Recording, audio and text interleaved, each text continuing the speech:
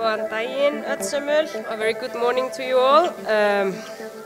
Dear guests, it's a great pleasure to be here at the beginning of DesignMarch, even though it won't open formally until later today.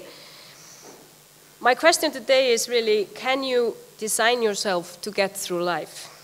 This is a momentous question and might seem to go a bit too far, maybe not for this crowd though. It's a question which has in recent years cropped up in Icelandic minds every March, just as the golden plover sings in the spring at this time of year. DesignMarch heralds the same season as well as adding interest in general to the cultural life of the capital. And today, Design Talks will usher participants into DesignMarch and clarify the main points of this year's events. By focusing on the role of the designer, Design Talks will hopefully prove exciting as they help everyone here to consider the work and contributions of those who are employed in thinking up novel ways of doing things. While some ideas which a designer comes up with, maybe even most of a designer's ideas, may fail to make a mark, other ideas become a hit and influence the lives of many. Designers seek solutions to problems, and although few of these problems may be questions of life or death, others may make a great difference not only in the lives of the general populace, but also in business. And in fact, there are few fields of human life where design does not play a part in some way. Residents of Western countries, including those of us gathered here, have already been designed in various ways, and numerous aspects of our daily lives are based on the ingenuity of designers. And recognizing this, we can proceed to note that designers undertake even more profound tasks than merely designing what we use and consume each day.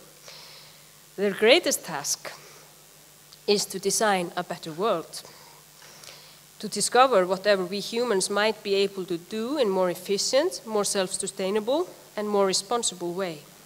And achieving this task calls for those managing the major companies and other important bodies of modern society to join in partnership with ambitious designers who are capable of dealing with our challenges and of finding solutions to our problems.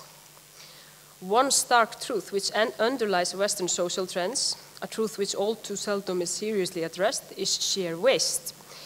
It hardly matters what you consider: trash mail, biological homogeneity, the tremendous transport of goods between all parts of the world, even when these could be obtained much nearer the buyer, the use of chemicals which are scarcely biodegradable, or the mountains of packaging that we leave behind.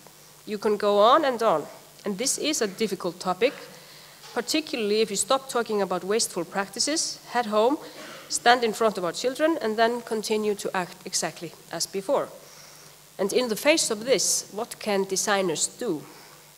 They are the ones who are employed in designing themselves through life, as I mentioned earlier. And is it possible to design a new and better world? A sustainable world? Actually, is this not one of the modern world's most pressing questions? And it's a question which must be put to all of us, not only politicians, but also designers and the world's nations. In part, the DesignMarch now beginning might be thought of as continuing education, because the field of design is distinguished as a profession in which the works, actions, and ideas of other people affect each designer as a wellspring of creativity. And this theme is perfectly exemplified by our gathering at the moment, which brings out a keynote for Iceland's Design Festival, that of interdisciplinary approach. And it's immensely satisfying for me as a Minister of Education, Science and Culture to participate in an event which is so highly interdisciplinary as today's Design Talks.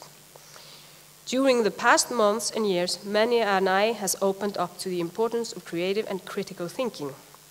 These ways of thinking have received an emphasis, for example, in a new school curricula here in Iceland, which are now being introduced, and are to provide a foundation for this country's preschools, compulsory schools, and upper secondary schools. There are set forth 6 principles in Iceland's educational policy: literacy, self-sustainability, democracy, equality, health and welfare, and last but not least, creativity. And we can appreciate that designers need to have all of these factors in mind when approaching their work and facing the challenges of the 21st century. By founding the designing task on such principles, it may well prove possible to design a better world, and to design ourselves through life and to design a world for the future generations. Many thanks to all of you, and I hope you have a very fruitful discussion here today. Thank you.